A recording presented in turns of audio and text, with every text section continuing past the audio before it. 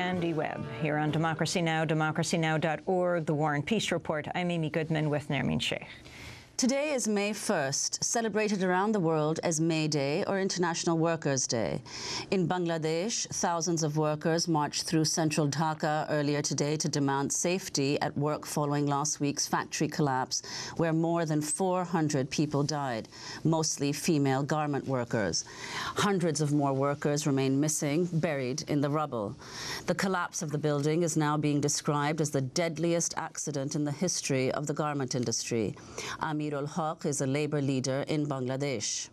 We are actually celebrating this May Day with sorrow because just a few days ago, in a building collapse on which there was 5 factories, we actually lost 400 garment workers, and already some of the owners arrested. We demand the other owner and other responsible people also should be arrested, and there will be the example punishment of these factory owners as well as the building owners. The building's owner, Sohail Rana, was arrested Sunday, and on Monday, a Bangladeshi court ordered the government to confiscate his property. The New York Times reports today that Rana is one of many powerful men in Savar, a suburb of the capital of Dhaka, who own flimsy buildings where factories produce clothes for leading Western brands. The Times described Rana as, quote, untouchable as a mafia don, trailed by his own biker gang. Local officials and the Bangladeshi news media say he was involved in illegal drugs and guns, but he also had a building, Rana Plaza, that housed 5 factories, end quote. On Tuesday, another court froze the assets of the owners of the 5 garment factories and ordered the money to be used to pay the salaries and benefits of their workers to their relatives. Most of the workers reportedly earned an average annual salary of $38 a month, roughly 21 cents an hour. Anger over the disaster has sparked days of protests, and some factories have been forced to remain closed. This is a factory manager. Our factory was running as usual today. Workers were working when suddenly some miscreants came in from the outside and attacked our factory, wanting to keep it closed, but our workers opposed and created resistance, and now they are protesting against that. Western clothes companies linked to the Rana Plaza factory so far include The Children's Place, Cato Corp, Joe Fresh, Papaya Denim, Freestyle Baby, Benetton, the Irish company Primark's Denim Company, and Cedarwood State, and others. Last Wednesday's building collapse was Bangladesh's 3rd major industrial accident in 5 months. Last November, a fire at the Tazreen fashion factory killed 112 workers. The company's garment industry employs about 3.6 million people. For more, we go back to Charlie Kernaghan in Pittsburgh, director of the Institute for Global Labor and Human Rights. Charlie, welcome to Democracy Now! Just to go through this one more time, before this building collapsed, the workers left work the day before because they saw a massive crack in the building. They were told if they didn't return the next day, they would lose their jobs. You were on with us talking about the bank on the 1st floor. They closed. They didn't have their workers come in because of this crack. They all came in, and the building fell. 400 people dead, more than 1,000 wounded. What is the latest, Charlie?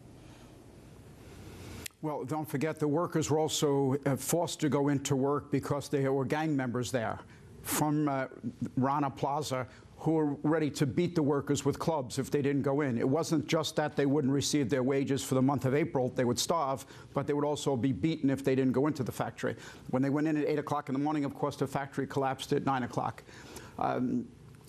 This toll right now, our folks are saying there's 421 confirmed dead.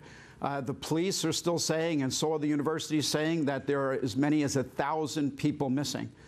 The stench from, they have cordoned off about 50 yards around the building. They say the stench of the bodies is so overwhelming you can't stand it. Parents, thousands of parents, are still there holding up pictures of their sons and daughters, begging people, find my daughter, find my son. It's a horrific time. I want to turn to some more voices in Bangladesh. This is a Red Crescent volunteer named Tawfiq, followed by a girl who lost her mother and her sister. We, the members of the Red Crescent, are waiting here while the operation goes on. The moment rescue workers find any body, then we will carry it away from here. I lost my mother and my sister. There's no one to take care of me and my brother. Charlie Kernaghan, can you talk about what the situation is of the survivors, of the victims? There have also been reports of apparently 2 pregnant women who are still in the rubble, one of whom has apparently given birth. It's understood that those 2 women are now dead. They couldn't get them out, and the child, at least one child, was born. Because they didn't have maternity leave, they were forced to work. The child is also dead. And I think the trade union movement in Bangladesh on May Day today, after 2 or 3 decades of these phony codes of conduct and the miserable working conditions and the unsafe working conditions and the starvation wages of 12 cents an hour to 22 cents an hour, the workers are marching for their rights, so that they can have collective bargaining, they can have unions. Nothing's going to change in Bangladesh until the workers have the right to organize. And it would be amazing if our government had the guts to stand up and say, the workers in Bangladesh have suffered enough, they deserve the internationally recognized worker rights to freedom of association, the right to organize a union, and to bargain collectively. If that doesn't happen, these deaths are just going to continue and continue and continue. They're torturing these young women. 80% of the workers in the garment industry are young women. They're torturing these people. Charlie Kernaghan, can you explain? You've said that workers need laws comparable to those that protect trademarks. Can you explain what Western companies who employ such labor in countries where labor is not protected, what steps they can take to ensure the safety of their workers? Well, the companies, the corporations, they're hiding behind these phony codes of conduct that are meaningless. They're just paper. What the workers want are legal rights. And just as an aside, when we found dogs and cats were being killed in China for fur collars in the Burlington Coat Factory Company. They were putting nice fur collars on their jackets, and the fur came from dogs, killing dogs and cats in China. The U.S. Congress went berserk and passed a bill that nobody's going to kill dogs and cats on our watch. You can't import dog fur, cat fur to the U.S. You can't export it. You can't sell it. So there's a precedent there. Our Congress had a backbone to protect dogs and cats. We need the same backbone to protect the rights of workers. There's no reason in the world why the American people and the people in the United Kingdom, Europe and UK and Australia and Canada, there's no reason that we can't stand up and say, if we can protect dogs and cats, we sure as heck can protect the rights of human beings.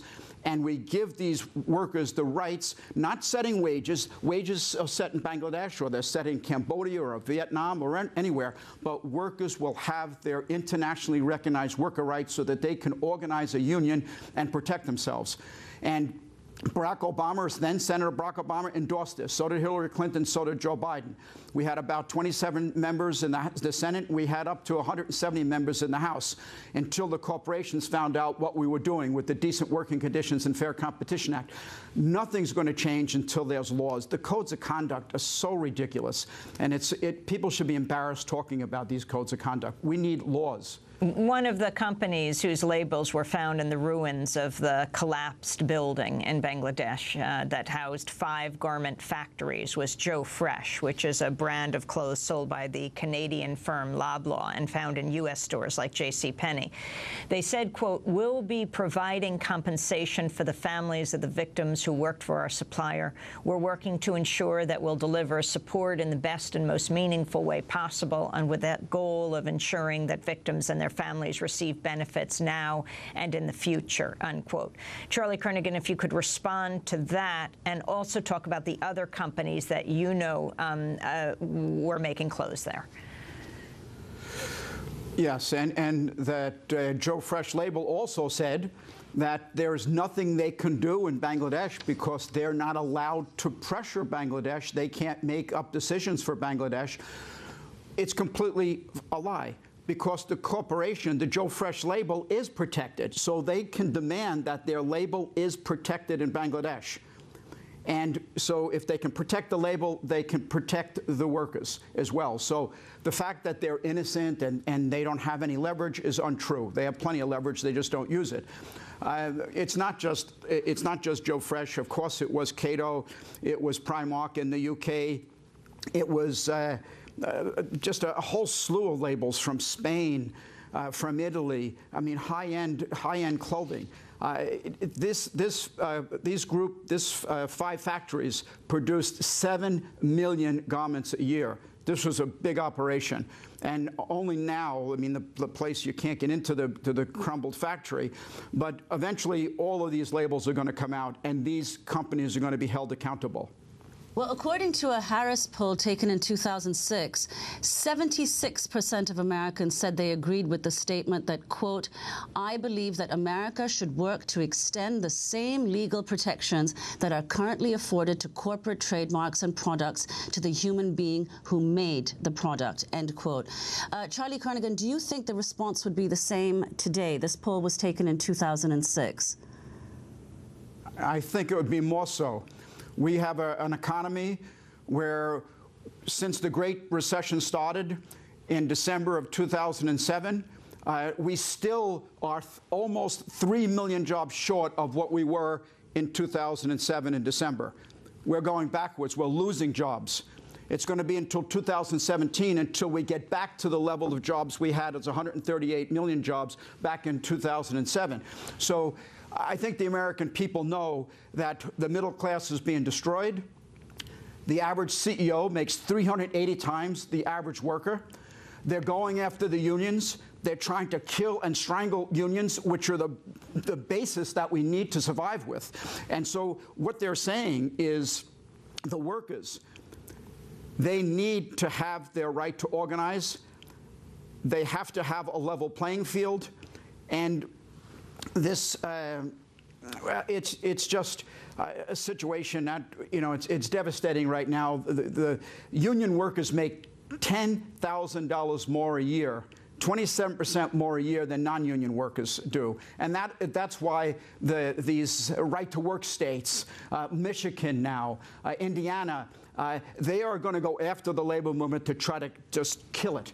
And this is going to be the fight for our lives now. We need to take back our country, take back our economy, take back our values. Labor Secretary Rice recently said, we have never seen the American people have this shared experience, these shared values, but we have never seen the conditions so radically poor and bad for working people. Something has to give. We have to be set for a movement, a big social movement, to take back our country and to take back our rights. And if the unions go under, we are finished, because they're the bedrock that's keeping us alive. Charlie, this issue, the link between what's happening in, for example, Bangladesh and what's happening in the United States is rarely made. The issue of if workers can get, what is it, something like 21 cents an hour in Bangladesh, how can workers in the United States compete? And then you see the price of that. You see 400 people dead last week and more than 1,000 injured. If you could just summarize by laying out what you feel needs to be done right now, if you were in charge in this country, if you were President Obama. Well, like I said, with the legislation, it's not our job to set wages around the world. That's up to the people in their individual countries. But what we can do is we can demand that if you want to bring the products into the United States, that these workers must have their legal rights. They must have the right to organize, to bargain collectively, to have a collective contract, to have decent working conditions, no child labor. The whole world agrees with this. So if you want to bring your products from Bangladesh, the way we can help the Bangladeshi workers If they want to bring their garments in from Bangladesh to the United States, we'll welcome it. We want those garments. But you're not bringing those garments in if they're made by children or, you know, the workers who are denied their rights. We have these stupid codes of conduct for the last 30 years. It's the biggest scam going. So we need to stand up and just say, you can bring anything you want into the United States, but you're not bringing it in if it was made by children or the workers are denied their right to organize. The lift that would give to the Bangladeshi labor movement would be enormous. Right now, you know, we found documents in a garbage dump for Nike, and it was children's sweatshirts. And the sweatshirt sold for $22.99. This was in the Dominican Republic, and we bought it in Macy's in New York City. Do you know what the workers got paid to make that sweatshirt? 8 cents. So the workers' wages in the Dominican Republic were 0.3% of the retail price. This is what's going on. They're just crushing people and sucking really the blood out of people. 8 cents to make the garment. What would happen if they tripled it to 24 cents? That would be less than 1% of the retail price of the garment. In other words, there's plenty of room here, but this is the science of exploitation and misery. And we have to stand up and push back against these corporations. And the American people now are really suffering. And, you know, it could go either way. Either people are just going to be so frightened that they're going to keep quiet, or there's going to be some sort of an explosion. The middle class is being destroyed.